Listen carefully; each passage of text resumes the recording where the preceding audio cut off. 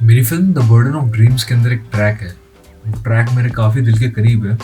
And पूरी film का idea, जो मेन कोर आइडिया है, वो उसी ट्रैक के अराउंड रिवॉल्व करता है।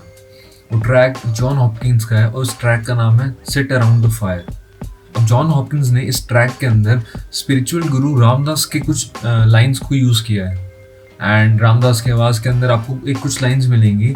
एंड द रीज़न कि मैंने ट्रैक क्यों चूज़ किया था अपनी फिल्म के लिए, उसका रीज़न भी आपको अभी पता चलेगा।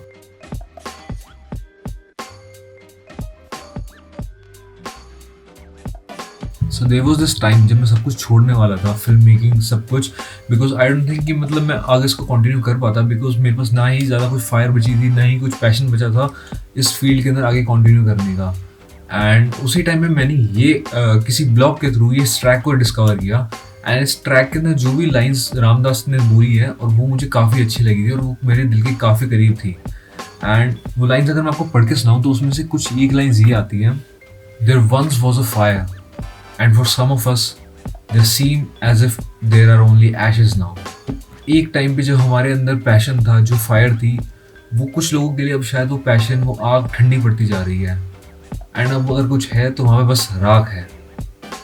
बट फिर आगे रामदास बोलते हैं, but when we dig in the ashes we find one ember।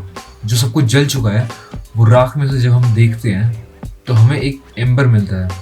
And very gently we fan that ember, blow on it gets brighter, and from that ember we rebuild the fire।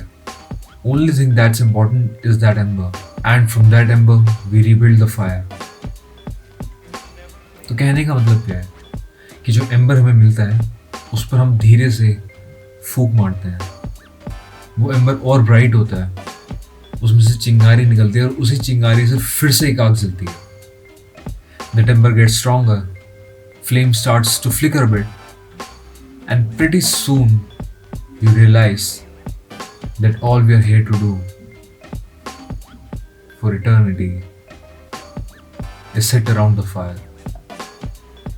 जो amber होता है वो और strong होता जा रहा है, उसमें से चिंगारी निकली है और उस चिंगारी से जो आग बनी है वो थोड़ी फ्लिकर करती है।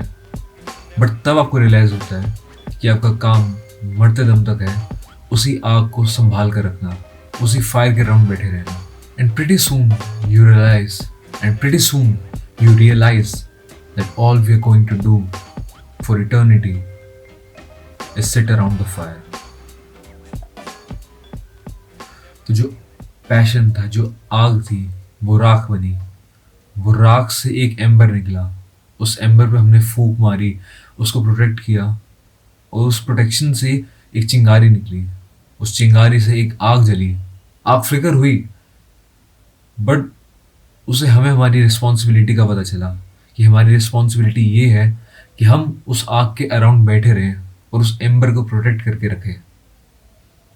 और मरते दम तक हमारा एक ही काम है, उस आग, उस एम्बर को बचा के रखना, उस आग को बुझने ना देना। बट फिर अगर वो आग कभी बुझी तो उस आग के अंदर सिर्फ जो राख बचेगी उसमें फिर से हाथ मारना और उस आग की राख में से फिर से वो एम्बर निकालना, फिर उस पर फूंक मारना, फिर उससे चिंगारी निकालना, फिर उससे आग जलाना, और फिर से उसी आग के सहारे बैठना और उस आग को प्रोटेक्ट करना। एंड फिल्म में भी जो लाइन थी कि फाइंड योर वाई, वो ऐसी क्या चीज़ थी जिसने वो चिंगारी जलाई, ये लाइन इसी ट्रैक से इंस्पायर्ड है। तो मैं भी आपसे ये पूछना चाहूँगा कि वो क्या चीज़ थी जिसने वो चिंगारी जलाई। Find your why and protected for eternity, protect that fire, sit around that fire.